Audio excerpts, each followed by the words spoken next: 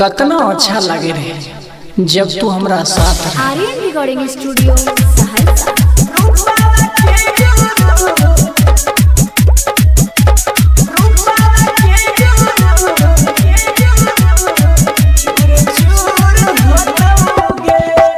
जरूर होतोगे भरपूर होतोगे तोरा रूपवा के गुरु चूर चूर होतोगे तोरा रूपवा के गुरु चूर चूर होतोगे ई जरूर होतोगे दिल को बरताओगे तोरा रूपवा के गुरु चूर चूर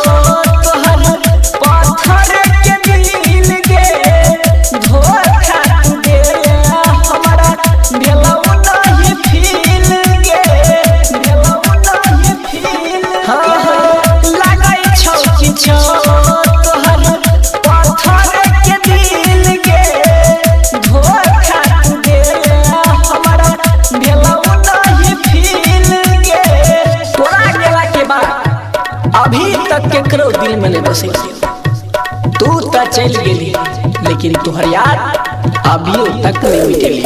ई जरूर होतोगे दिल को बरताओगे तोरा रूपवा के गुरु चूर चूर होतोगे तोरा रूपवा के गुरु चूर चूर होतोगे।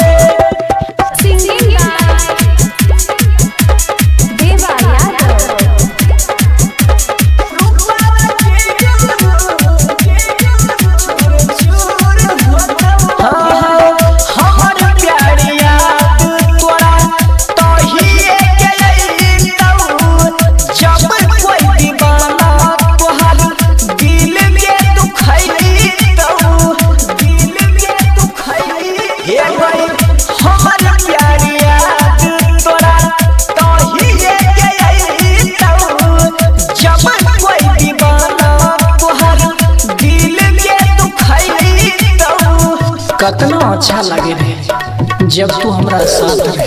ई जरूर होतोगे दिल को बरताओगे तोरा रूपवा के गुरु चूर चूर होतोगे तोरा रूपवा के गुरु चूर चूर होतोगे। Aryan recording studio Saharsa.